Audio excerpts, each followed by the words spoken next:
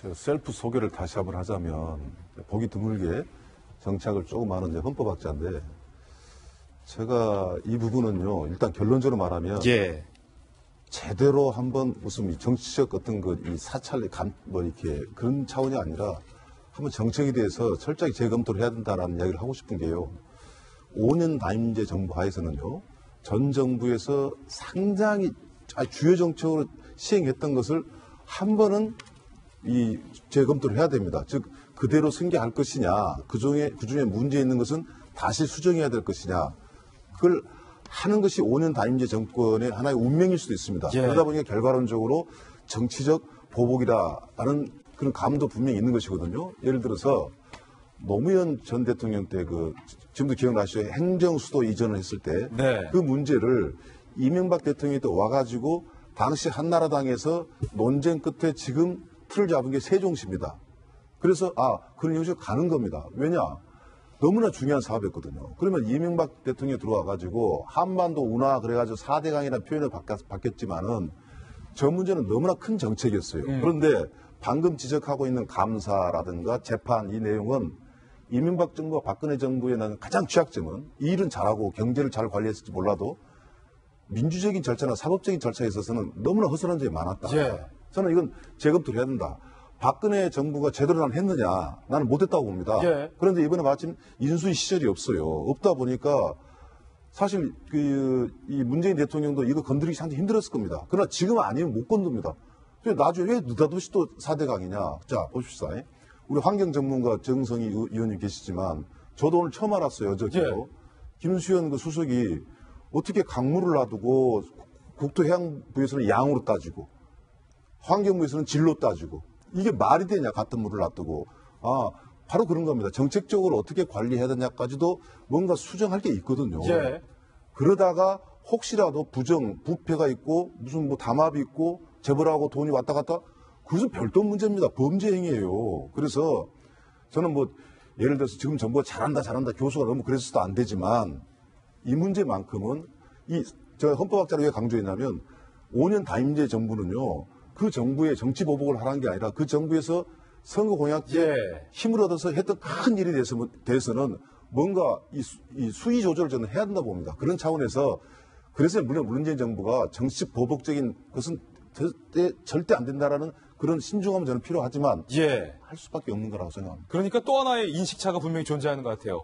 우리 박상철 교수님이 잘 지적해 주셨듯이 논쟁은 이게 정치 보복이냐 아니냐가 첫 번째 논쟁. 두 번째는 앞선 세 번의 이 감사원의 감사와 그리고 행정소송에서의 적법하다는 판결이 과연 제대로 된 감사 판결이냐 아니면 그거 모두 다 부실이고 엉터리냐 이 두 가지 논점이 있는 건데 너무 뜨겁기 때문에 살짝 격가지로 한번 갖다 다시 올게요. 김동민 의원님. 예.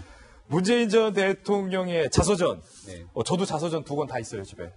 역대 전직 대통령의 자서전 저 다 읽어봤는데 문재인 대통령의 저서 대한민국이 묻는다와 사람이 먼저다. 그리고 문재인의 운명.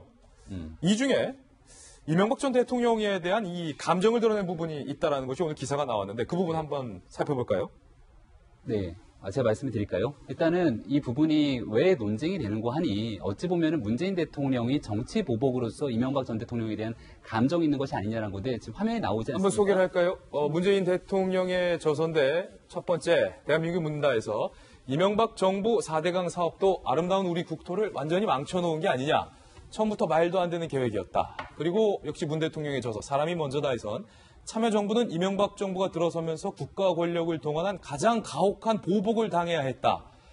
문 대통령의 자서전 문재인의 운명 중에선 정치 보복의 시작은 참여정부 사람들에 대한 치졸한 뒷조사였다.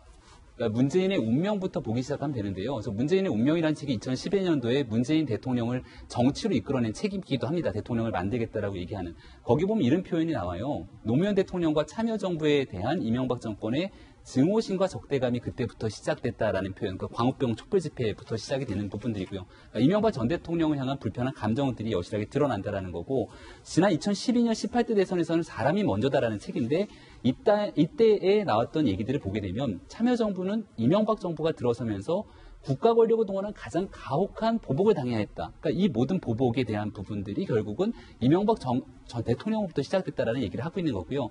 가장 최근에 출간된 것이 이제 대한민국이 묻는다라고 하는 이번 대통령 선거에 출마하기 위해서 출간한 책인데 여기는 이제 이런 표현이 나오죠. 이명박 정부의 4대강 사업도 아름다운 우리 국토를 완전히 망쳐놓은 게 아니냐. 그러니까 이 모든 것들을 조합해보면 이런 겁니다. 예. 첫 번째로 4대강 사업은 잘못됐다라는 전제를 깔고 있는 거예요. 결론이 이미 내려진 거다. 망쳤다라고 결론을 낸 거고요. 전에 있었던 자서전을 통해서 보면은 이명박 전 대통령은 노무현 전 대통령이 정치보복을 했다. 치졸한 정치보복이라는 인식 두 가지가 깔려 있는 겁니다. 그렇기 때문에 지금 집권 이후에 바로 4대강 문제에 대해서 정책감사라는 표현을 쓰게 되지만 감사원의 독립이 보장되어 있는 상태에서 감사라고 얘기하고 있는 부분들은 이건 전임 정권의 사업에 대해서 특히 전 정권이 아니라 전 정권에 대한 사업에 대해서 정치보복이 아니냐라는 우려를 표명할 수 있는 부분도 하나 지적하고 싶고요. 저는 박상철 교수님께서 말씀하시는 부분 충분히 뭐 이해는 됩니다만은 그렇기 때문에 더 성급하지 않게 접근해야 된다는 한 가지만 말씀드리고 싶은 게 어제 발표 중에 굉장히 성급했던 건 물 관리에 대한 사업 주체를 현재 국토부가 있는 거를 환경부로 가져오는 겁니다. 이것이야말로 사실 지난번 대통령 선거를 지나는 관점 속에서 물 관련된 학자들에 대한 논쟁이 치열했어요. 현재 물관리기본법이라는 걸 제정하자는 얘기가 계속 나오면서부터 물에 대한 수질에 대한 부분은 환경부가 갖고 있고 치수에 대한 거는 국토부가 갖고 있기 때문에 이 모든 것들을 어떤 조직으로 승화시켜야 되는 것인가에 대한 치열한 논쟁이 있는 건데 이걸 그냥 바로 환경부가 갖고 하는 겁니다. 환경부를 갖고 한다는 건 뭐냐면 치수에 대한 관점보다는 결과론적으로 수질에 대해서 더 집중하겠다는 거고 4대강 사업이 갖고 있는 여러 가지 장점과 단점들이 있는 건데 장점이라면 풍부한 수량을 담보하면서 예. 재해 진입을 예방할 수 있다는 거고 가뭄이나 홍수 예방에 그렇죠. 단점이라고 한다면은 일부 느려진 유속 때문에 결국 녹조가 발생한다는 거기 때문에 한 번에 이 사업 부처를 흔들어서 힘을 실어준다라는 것들은 말 그대로 결론을 정리는 것이 아니냐는 우려가 될 수 있는 거거든요. 예. 따라서 저는 4대강에 대한 잘못된 부분들이 있다라면 천천히 차근차근한 접근이 필요하고 조직 개편에 대해서도 아직 지금 국정기획자문위원회가 출범해갖고서 이제 사업을 떠서 여기에 대한 5개년 플랜이 나오지도 않았어요. 근데 사업 주체를 바로 바꿔버리고 이런 부분들은 어찌 보면 굉장히 국민들에게 너무 성급한 부분에 대한 우려를 있다는 측면에서 조금 조심스러워야 된다. 이야기가 워낙 방대하기 때문에 제가 한번 좀 정리를 해보겠습니다. 지금 반론의 반론, 재반론이에요. 정성희 위원께서 아니 역대 정권에서 3번 다 감사했고 박 전 대통령의 정권에선 그야말로 문재인 대통령보다 더 4대강에 대해서 소위 이를 갈고 감사를 했는데 감사 결과 없지 않느냐라는 주장에 대해서 박상철 교수님은 그게 무슨 감사냐. 이명박 박근혜 정부 결국 부실 감사했던 건 아니냐. 다시 한번 들여다볼 수 있는 차원이다. 정치보복 아니다. 라는 반론을 해주셨고 이에 대해서 또 김병민 의원은 자서전을 봐라. 감정이 이렇게 드러나 있지 않냐. 그리고 4대강의 공과 중에서 결론을 내리고 시작하는 것은 정치보복 아니냐라는 재반론을 해주셨는데